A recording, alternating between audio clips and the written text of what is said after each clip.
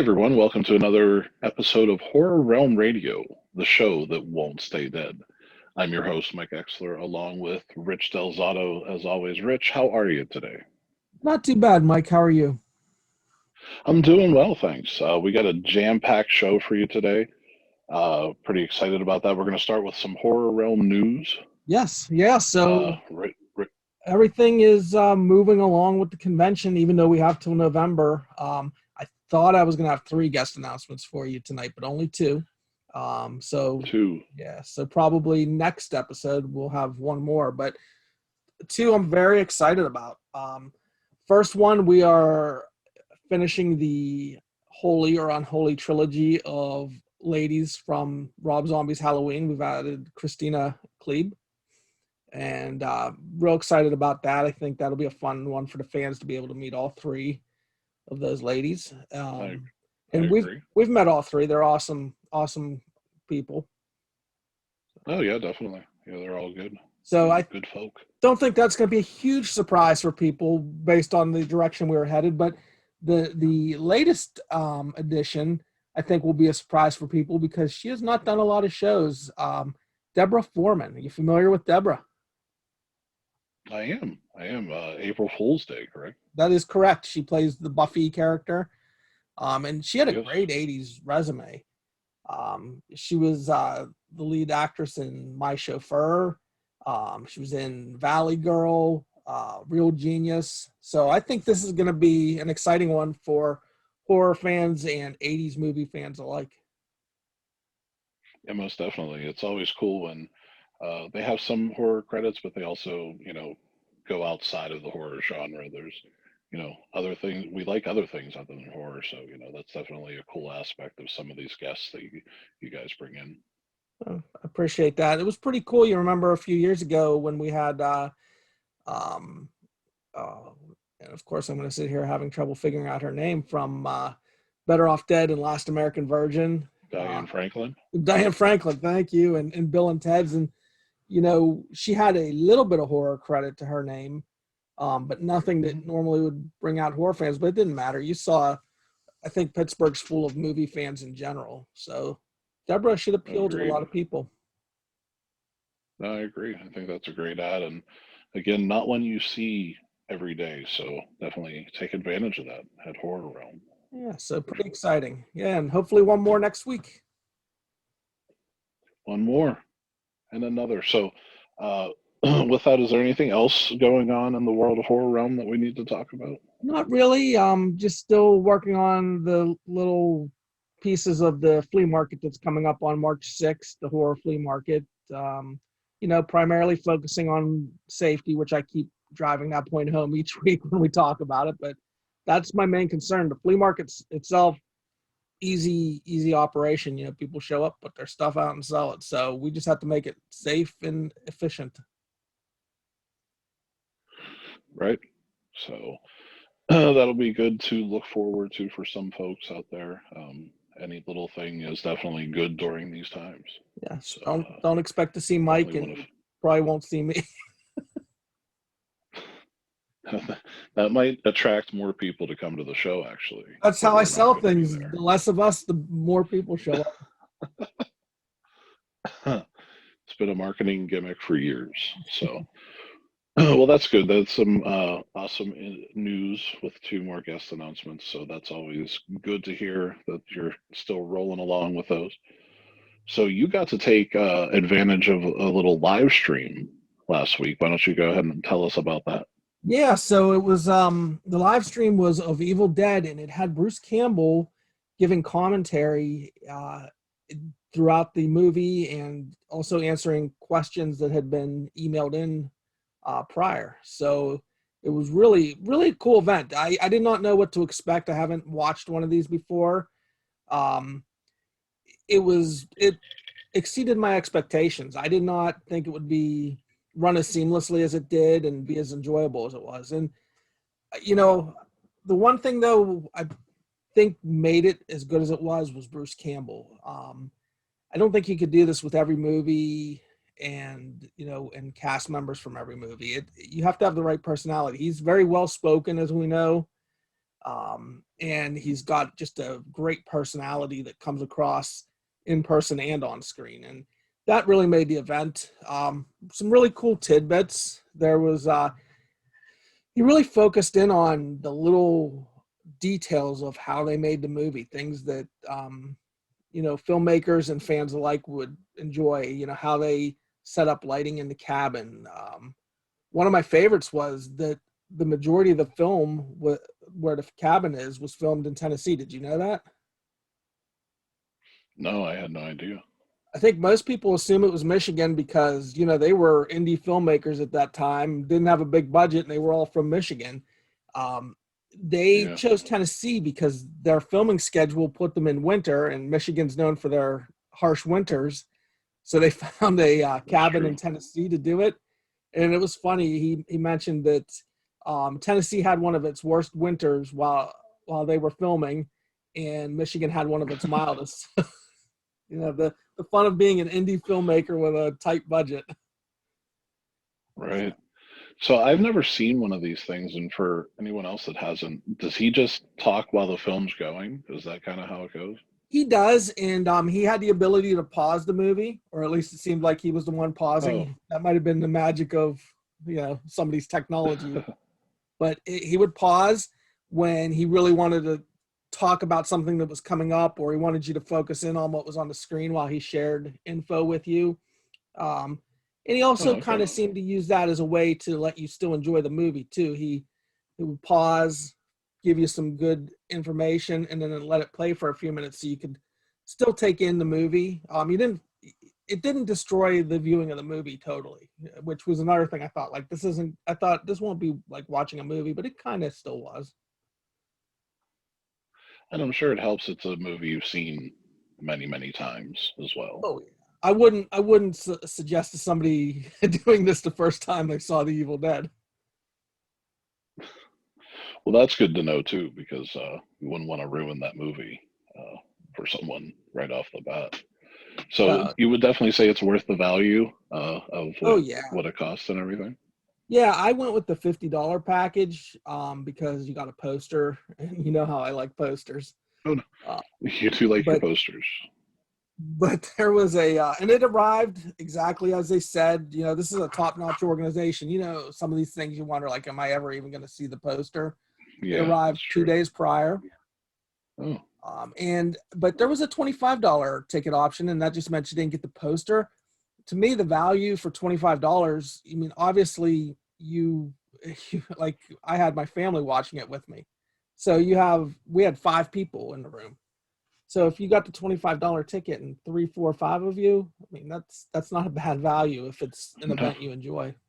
Oh, for sure. No, and I should say the streaming was seamless because it was through streaming services. Oh, okay. Or an app through the Roku in this case, and it was seamless. There was no buffering, there was no drops. It was perfect. That's great to hear. It seems that they're really making strides with the streaming service. I guess they have to at this point. It's becoming a mainstay. Yes, yeah, it was cool, and it was. I found it interesting. Bruce, you can tell he's very proud of the indie filmmakers that they were. His respect for Sam Raimi and everybody involved, and he, in that Bruce Campbell way, and I think you've seen enough interviews and Q&As with him and stuff. In that Bruce Campbell way, he kind of called out today's indie filmmakers. It was interesting. Oh, nice. Yeah, he in a more or less in a nice way, at least this is my interpretation, said you've got it easy these days with the technology available to you and what it costs to get that technology. And very true. He more or less, alluded to the fact that a lot of them aren't getting creative enough or putting in the blood, sweat, and tears that they did back when they were making this movie. And in a nice way, it was more encouraging. Again, it's how you interpret things, but that's how I interpreted it. It was like, you got all this stuff. If you put in the energy and effort we did, you could really do something amazing. Yeah, no, I can imagine him saying that because, yeah, I know making a film is a incredibly hard. But I mean, back then, I don't know how it was ever done. When you're looking at reel-to-reel film, all that kind of stuff. It's just so many things can go wrong. And again, shoestring budget. I'm sure they had, negative dollars when they were done filming that. It sounded like they did, but what was amazing was as he gave different tidbits throughout the movie of, oh, we did this to make this happen, or this is how it affected our schedule, this or that. Sam Raimi was obviously an accomplished filmmaker then, even if nobody else realized it, because all these little tidbits, it's like that's what a big production would do, and they figured out how to do it on a shoestring. They didn't just let the natural light be their light. They made sure that was done correctly. How they went about doing the effects and things of that nature.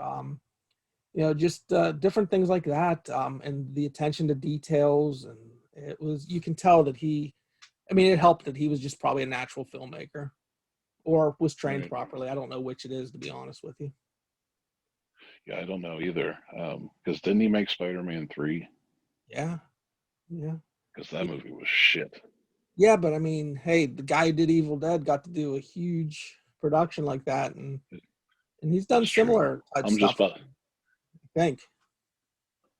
Yeah, I'm just busting balls because I don't like Spider-Man 3 at all. But no, yeah, it's great to see that he went from independent nothing to, big budget Hollywood. Yeah, it was cool. It was very cool, and it was fun because Bruce gave you kind of some of the insights of the Ash character and the development of what he became, and the original intention was not for him to be the sarcastic Army of Darkness guy that you get. So it was pretty cool, and he did allude to the fact that there might be another one of these for Evil Dead 2, which I would definitely get a ticket for again, and probably the poster. Of course, the poster. Yeah, I was wondering if he would maybe continue on with the series, if that would be something that they would do. I'm sure it comes down to how to perform financially. We know how business goes, but I hope it performed well enough that they offer him the opportunity to keep doing it.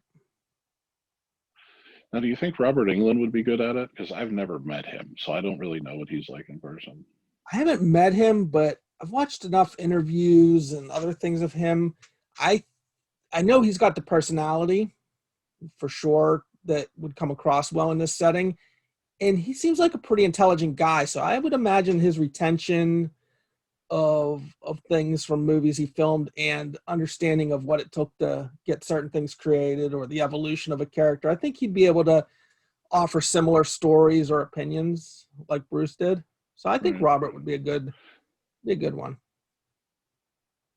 Yeah, I definitely understand what you're saying. It has to be the right one, the right person, to be able to do it. Just can't be anybody. No, and that's not a knock on anybody. Some people just have those skills and others don't. And Bruce is, arguably one of the best at public speaking and definitely. Personality that he has is something that draws people in. Yeah, I would actually be more interested in Evil Dead 2 because I'd love to listen to him talk about the physical comedy involved in that, because I think that because he was so horror centric that he's going to get forgotten. But I think he's one of the best physical comedians of this or any generation, really. I think he was amazing at it. I agree with you, and he kind of touches on it a little bit during the thing the other night for the original Evil Dead, partly because of questions people asked, and he had to kind of remind them that evolution didn't happen until the Evil Dead 2 or Army of Darkness. He reminded people that the first Evil Dead was more straight. But he also gave little tidbits about how they, I think he called it the Shemp, which is their Three Stooges reference. How that actually started to evolve in the first Evil Dead, even though they weren't, heading down that type of slapstick type stuff or physical comedy yet. The original Evil Dead kind of set them up for being able to do those evolutions because of what they created. Right. Yeah, no, that's very cool. So I'm glad it was a good experience for you. And if they Thank you. do another one, you'll definitely post a link or whatever for if they do another one. Yeah, I'm hoping that they were happy. For those who follow us, saw that we were promoting it. That was the company approached us and asked us to help with it, and I hope we did a good enough job that they asked us to do it again. Most definitely. So But I'll, hopefully regardless, that'll I come will do it. about. Sorry. Oh yeah, definitely. Oh, that's all right. Um, I'm glad that was a good experience because I was a little leery on it. I didn't know how much effort they were going to put into it, you know. So I'm glad that it was a good experience. Well, thank you. And I think if they do Evil Dead 2, if I were you, I'd maybe, after hearing what I had to say and having the ideas that you did about Evil Dead 2, you should maybe think about getting a ticket yourself. Oh yeah, I'm going to do it definitely. With what you talked about and my curiosity of that film, I definitely would get a ticket if they do that. Nice. Sans poster because I don't have any room for fucking posters We'll be at all. streaming buddies. Oh shit. So we wanted to. Rich and I are both fans of paranormal, so we always wanted to dabble a little bit of that into shows that we've done. So I guess we're going to do a little segment with that. The what we want to talk about Discovery Plus, which is their streaming service. Everybody has a streaming service now. Discovery Plus decided to move Ghost Adventures over to their streaming service, and the big hook for that was, and really the launch show for Discovery Plus was Ghost Adventures Cecil Hotel. So people in the paranormal world, or even on the fringe, people know what the Cecil Hotel is.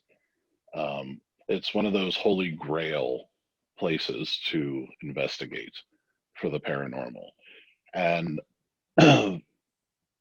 it's an interesting place. I did a little research on it before this, and apparently also Netflix is doing its own docu-series on the Cecil Hotel.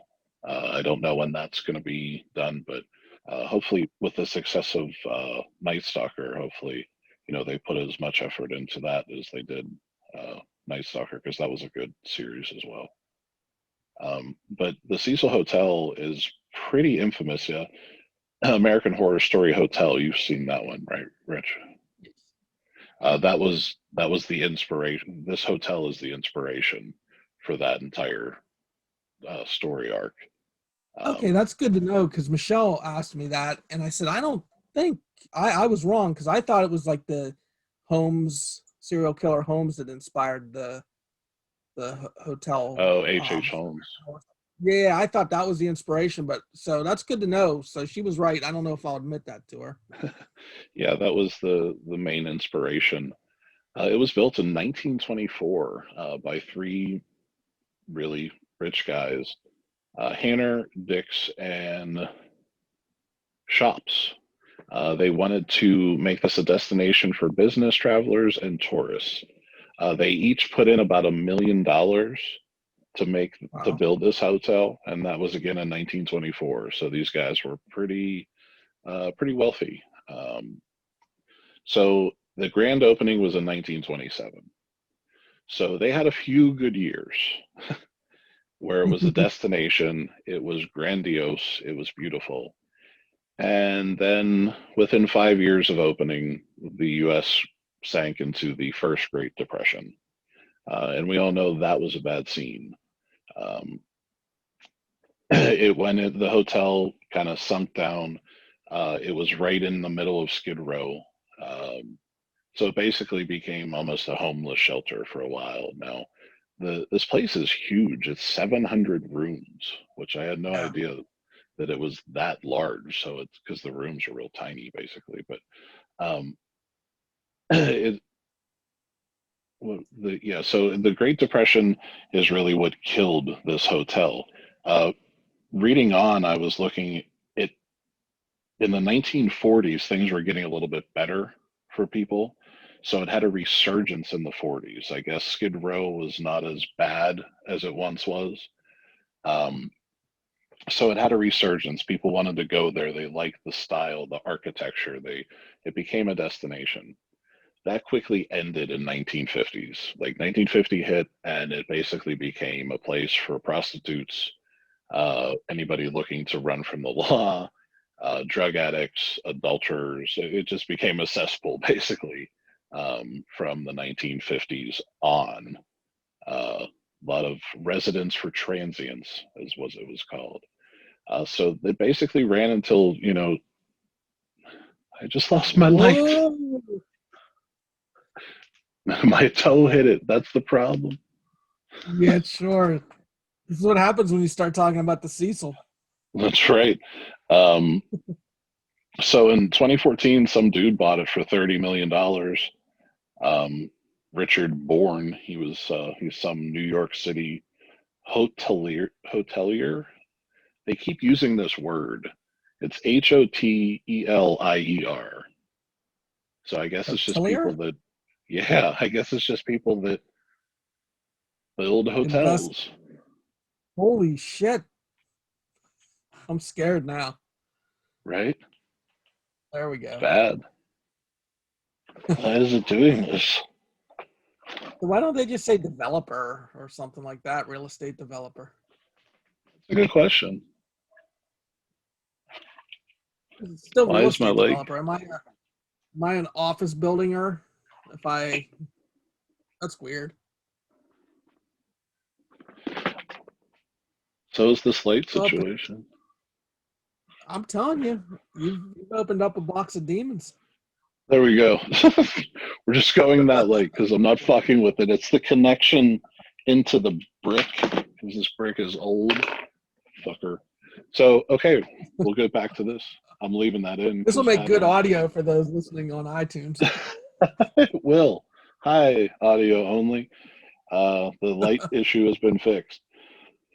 So, yeah, so there it sits. In 2017, they decided that they wanted to redo the whole thing. They renamed it. It's now called Stay on Main, and you can go to stayonmain.com and reserve your room.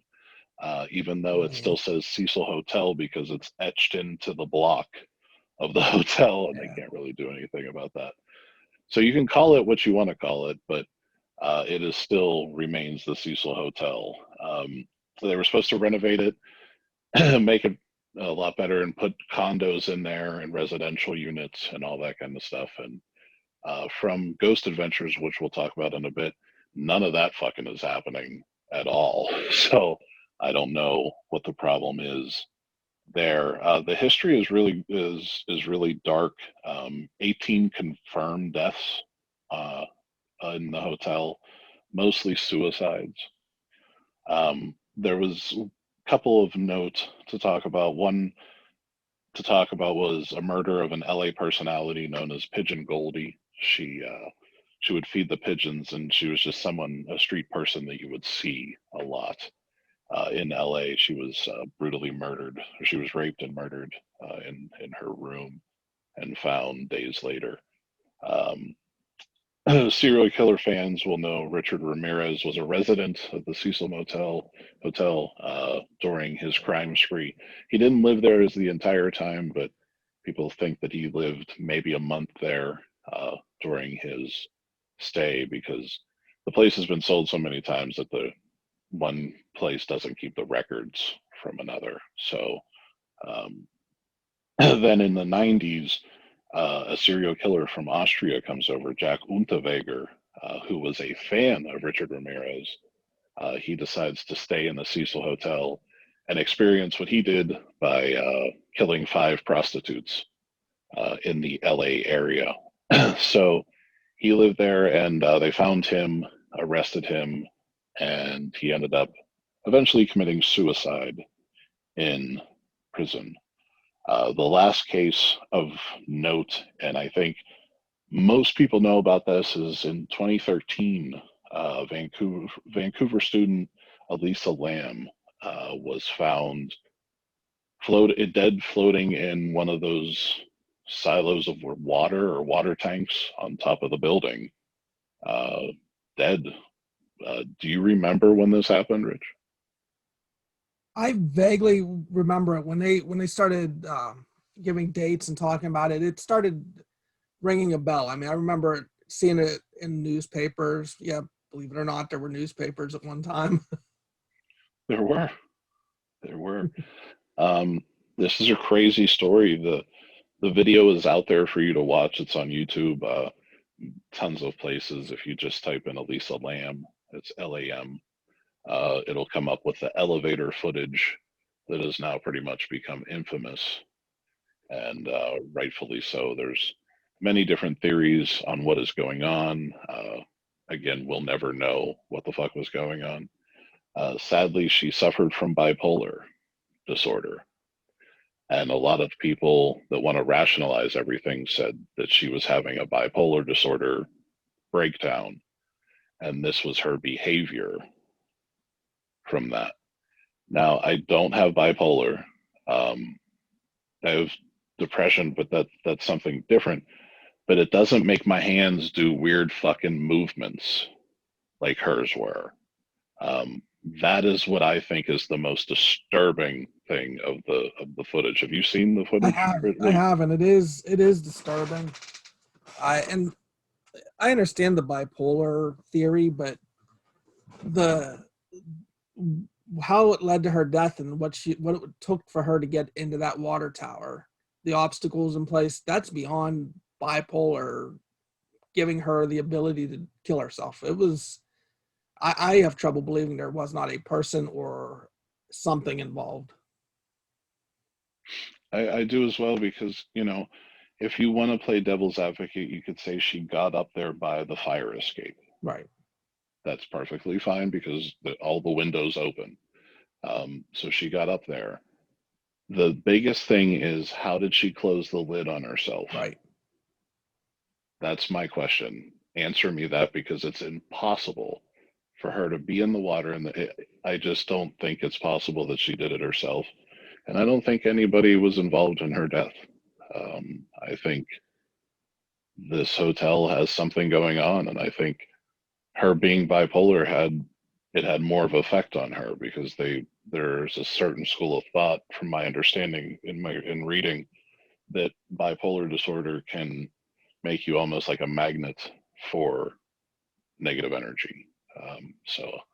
If you subscribe to that, then she was a beacon for every bad thing that was in there. And I think I've told you that my studies of parapsychology and stuff, just as a fan of the subject, not an expert, one of the things that made the most sense to me was when it comes to paranormal or any of that stuff, a lot of those people that are experts believe it is an energy that certain people give off that is like the play button for a VCR. But in this case, the movie that's playing is the paranormal. And, somebody with bipolar is a different energy than you and me and most people. So kind of goes in line with that, what you're saying and what I've read, that, she could be the trigger, the play button, if you will. Right. It's just an extremely sad story. I Her family came down from Canada, when all this all happened, and I just can't imagine dealing with this. And there's no closure because they ruled it an accident, Yeah. and that's it. I mean, you saw, we'll talk about Ghost Adventures in a little bit, but it's just ridiculous. You know what I mean? Like, it just seemed like nobody gave a fuck, and we'll just move on. Yeah.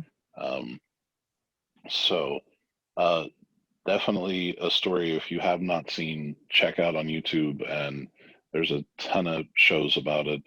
Ghost Adventures, I think, would be a great one, but like I said, Netflix is doing a documentary on the Cecil Hotel, and that's got to be a major portion of it, because it was big news back then.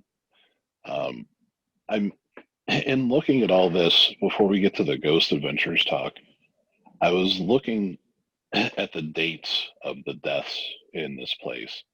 And from 1931 and to 1962, the deaths were pretty regular, one every few years. There were maybe 2 or 3 year gaps. Then from 31 to 62, the next death didn't happen until 1975. Hmm. So there was a little bit more of a gap to it. So From 1975, there were no deaths until now 1992.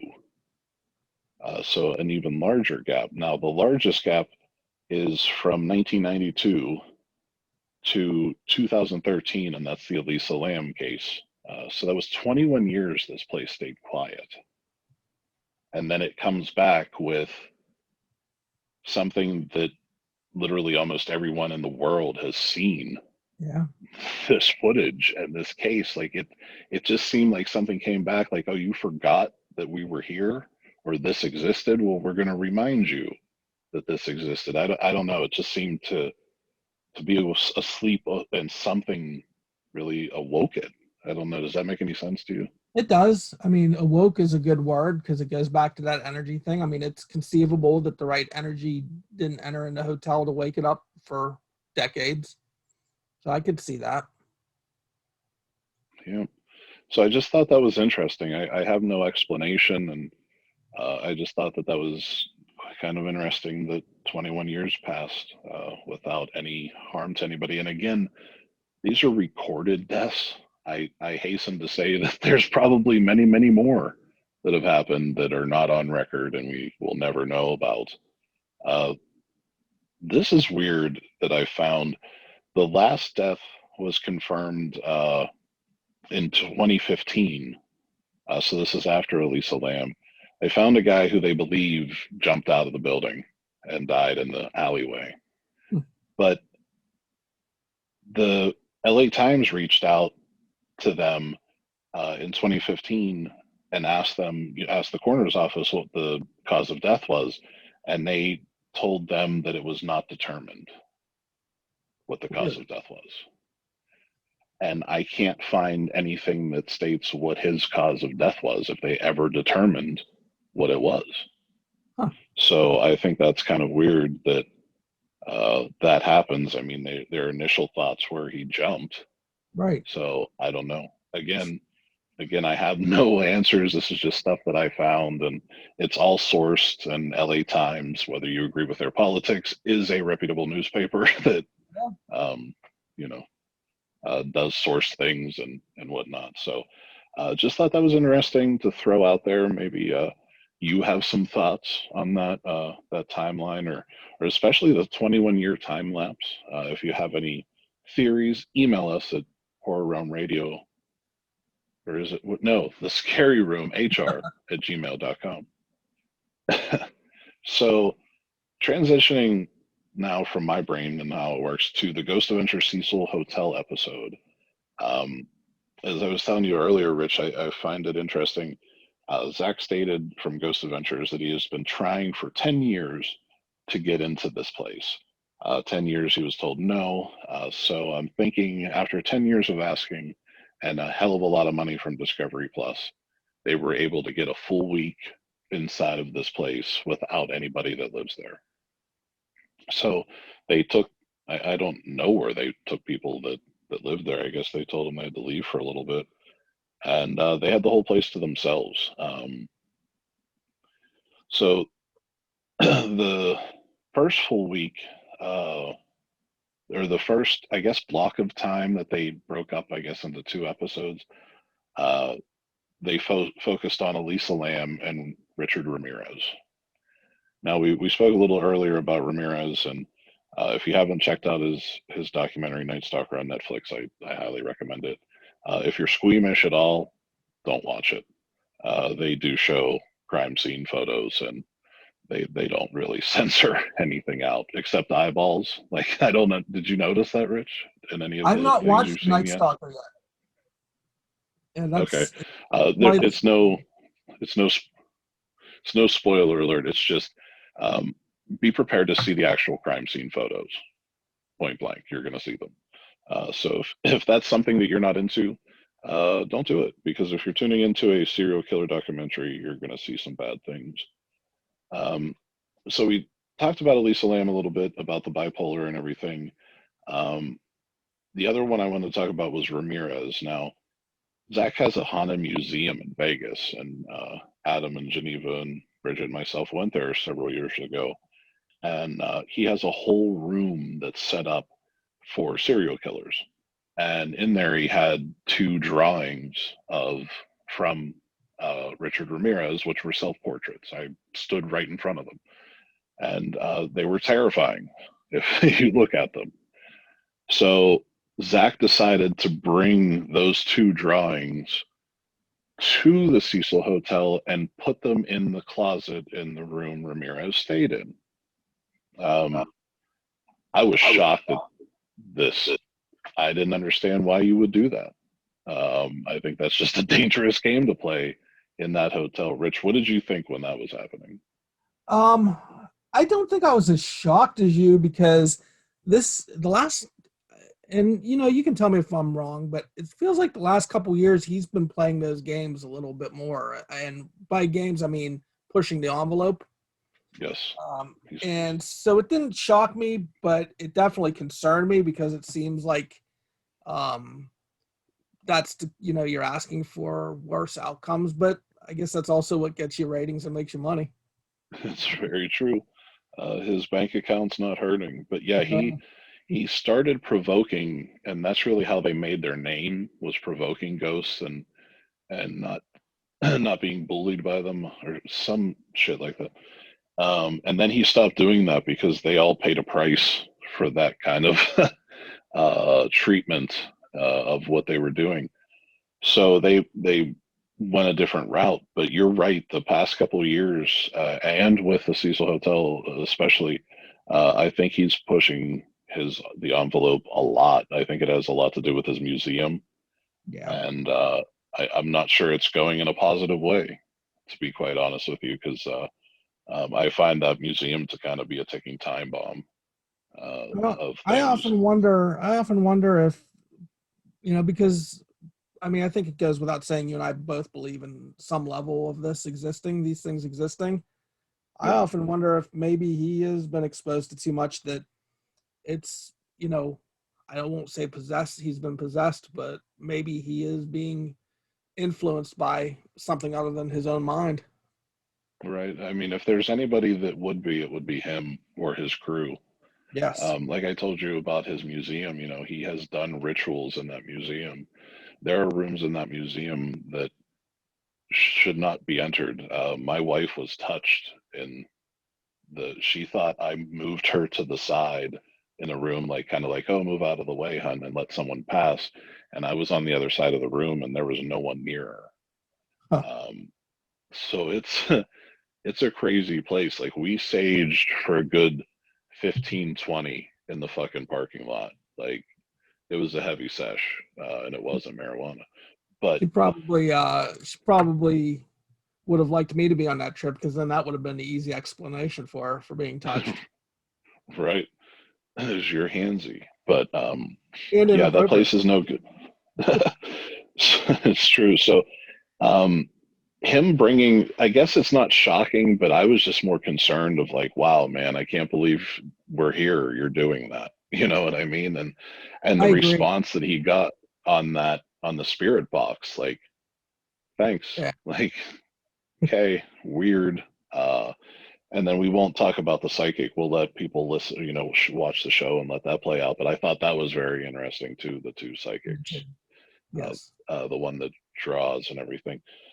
So just, I mean, evidence after evidence on this show that I definitely wanted to talk about. But the portraits, again, was just a concerning thing that he's willing to go that route. And he didn't even tell anybody. Like the other guys on the team, Billy and all them, they had no clue he did that. They found out as they were in there. And I'd kind of be pissed, dude. Like I would be, if Aaron was another one, I would be like, this is not cool, man. You got to let us know when you're bringing in a trigger object that's fucking of that level. That's the other thing I've thought, because if this isn't the first time that he's kind of walked a fine line with letting them know how far he is going with things, and I'm surprised they don't get pissed at him. I mean, they don't get pissed most likely because that's their meal ticket. But I mean, they have to be looking at things like, hey, one, this can't last forever. And two, like if half of the stuff that you hear he does in his museum, like I'm not sure he can control the shit. Like I told you, he walked around with the Dybbuk box open. Right.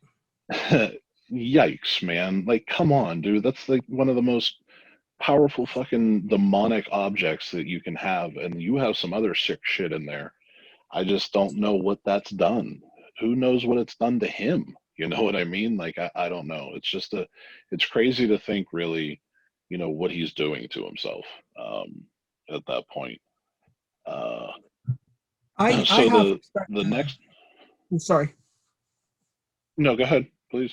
I was just gonna say I half expect to wake up one day and get on the internet and hear a bad story about his demise. And I'm not wishing that on him. I just feel like, No, no, no.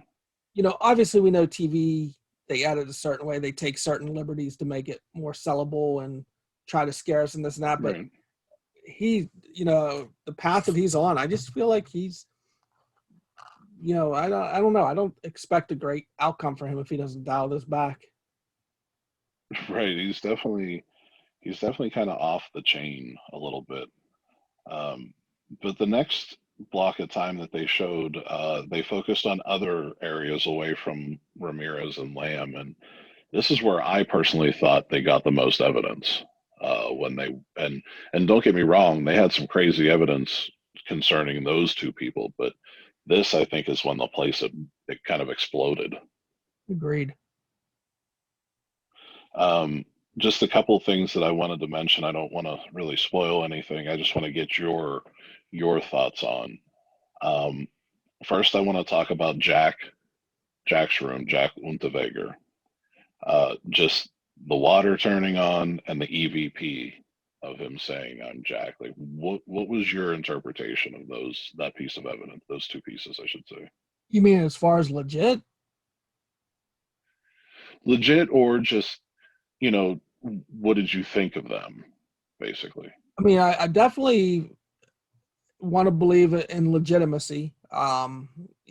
Obviously we always have to take it with a grain of salt because they could, again, it's TV, but I believe in these people, and Right. it freaked me out a little bit, to be honest with you. That guy's story in general freaks me out more than Richard Ramirez because I mean Right. he's like Richard Ramirez plus Hannibal Lecter wrapped up in one to get the intelligence to do what he did and ride along with the police. And so it freaked me out what happened in his room just because that's an energy I want off of this earth. Yeah, man. um, I always go by his reaction, and I don't think he's an No, actor by any stretch of the imagination. He's socially awkward, if anything. And he was scared when that water turned on, too. Like, you could tell. And this man has seen some shit, as far as paranormal goes. He was yeah, terrified. So again, maybe call me gullible, whatever. Um, I was freaked out by it, man. I was like, holy shit, this is again some crazy evidence. Um, the light anomalies and or no, I'm not going to talk about that. Fuck that. I'm going to talk about when Aaron kept getting led away. yeah, That shit was creepy. I again, could it be played off? Yeah, for sure. Um, but the amount of screams that they caught with just your bare ear, like the microphone right. caught, that leads me to legitimacy that they could just target one person and lead them away from the group. I agree, and that also freaked me out once you started realizing it really added up quick. Yeah, right. So the final thing that I want to talk about, and again, I've been watching ghost shows for 10 plus years. You've been on ghost hunts, it's been part of your life. Um, this is by far the best piece of evidence I think I've ever seen, as far as researching or just, for not for degrees, just for fun. Um, it is when they were taking photos by the elevator, and they caught one photo and it was a black mist on the ground in the shape of a square. Yeah, Then the next photo, these photos were taken in succession. You see in the doorway across the hallway a full body fucking apparition, man. Like it looked human. I don't know how else to say it, but there was it. You could see through it. Like Right. I guess I don't know how you fake that. I mean, I just don't know. I mean, I'm sure you could possibly fake it, but I don't know how. What I was kind of terrified by that, to be completely honest with you. I was too. And I think anything can be faked. I mean, look at the movies and stuff we can create these days. Right. But if you truly believe in this stuff, which I do, and recognize that there are people who are legitimately doing what these people are doing, I don't know why you would assume it's a fake or, um, it. I believe what I see from them. Yeah, yeah. The some things I can question, but that photo evidence, I forget the photo, the camera they were using. I don't even remember, but it's absolutely amazing and I think really hard to disprove and debunk. And I guess in closing, my personal thoughts on the Cecil Hotel is I think that is a cursed place from almost the beginning. I think Ramirez there doing satanic rituals on the roof and in his room. I think it just opened some more stuff that was already in a bad place. And myself, I personally wouldn't go in there. That movie's And you a answered horror my film. question. That movie's a horror film waiting to happen. Um, I it's just terrifying, and I think the building has a sense of humor too, a dark one, because one of the deaths I forgot to mention was a lady jumped out of the window to kill herself and she landed on a man and killed him. What Yeah. the fuck kind of shit is that? You know what I mean? Like, come on. Right. Uh, what are the odds of that? But again, the building's alive, in my opinion, and I wouldn't even go near it. That was the one question I had for you: is would you stay at the Cecil Hotel? And Nope. I would, Would but you? that's where you and I differ. I'm more of a gambler. You're a little bit more well thought out than I am. Yeah, like if you would ask me if I would stay at like Eastern State Penitentiary or something like that, even though it's evil, it's more human evil or human spirit, something like that that I could deal with. But this place to me, like I said, I think this place is alive. And it's something else. And I want no parts of it. Thank you. Not at all. I'm going to roofie you, fly you to LA and check us in. Well, I don't think they fly roofied people anywhere. I think that's against rules and regulations. If I could move you passed out, considering that you're taller and muscular than I am, I think they would let me do whatever I wanted with you. They'd be impressed. Dude, I would lose my mind if I woke up in the Cecil Hotel or the Stay on Main. It's not even the Cecil Hotel. I I don't have understand why don't they just fix the windows and just go balls out and just be like, we're the Cecil Hotel, come one, come all, paranormal fans. You know what I mean? Like, sell it. I don't understand. I mean, they're not liable for people being murderers or the paranormal killing you. So why not make all your Right? money?